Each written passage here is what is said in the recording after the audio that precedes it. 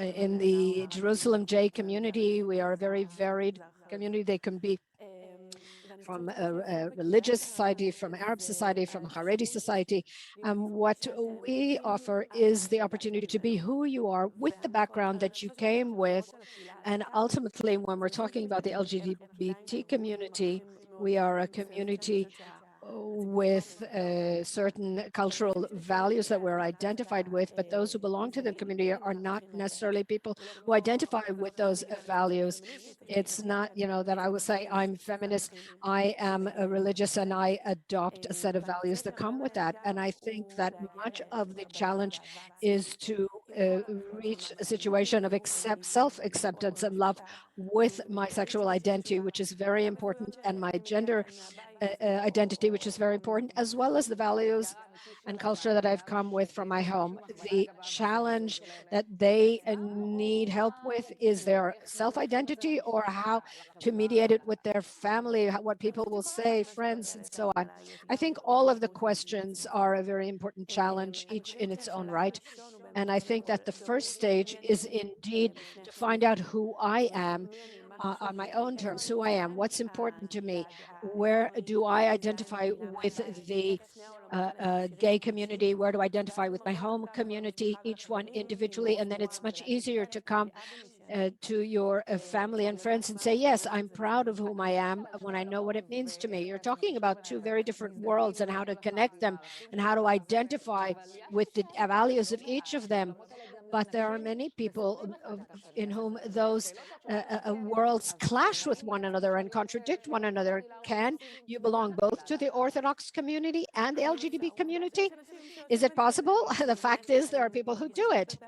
I feel that very often people who view it as a contradiction are beyond that dilemma, or outside that dilemma, both on the LGBT side as well as on the religious side. I, as a religious woman, live these two worlds very closely. So I feel my connection to Jewish tradition and my religious observance and my commitment to religious commitment that empowers me as a woman, and my connection to the LGBT community also strengthens my family values and so on. And they live in synergy. And when you look at it from the outside, it looks difficult, but I think it's difficult mainly because of the reactions of the people around you. So in that context, is there some kind of improvement in that area? Is it easier now for young men and women to open up, or do you still see the same dilemmas that you saw 5 or 10 years ago? I think that we have to say there's been an amazing improvement. If we look at this election, for example, and the question that people are asked in the religious parties, we could never have believed that members of religious Zionism would be asked what their view is for equal rights, on equal rights for LGBT people.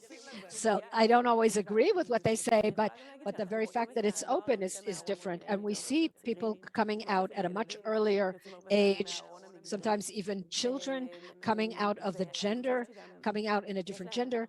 And there are many more community organizations that can help them and support them in this process. They're much less alone. So there are community organizations, but they're also the authority, their supreme authority at this stage in their lives. Those are their rabbis or in their schools.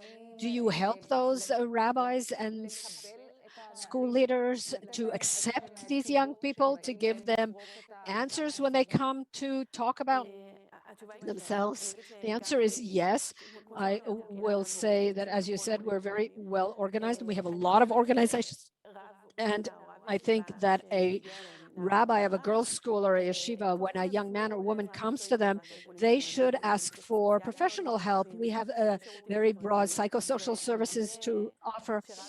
And I would say that a rabbi of a girl school who has not been approached needs our help even more, because they have to improve their accessibility. What would you say to a rabbi of a yeshiva or an ulpana of a girls' school today? I would tell them that my goal and his goal is the same goal: to enable this young person, whether it is a young man or a young woman, to live their lives within the religious community connected to the world of Torah and Jewish observance. And that won't happen if they're context with the religious world is that they are unloved and undesired. The moment a young man or woman come to you because you are an open house, how long does it take them from the moment they open it up? Do we see the time also growing shorter as the years go by?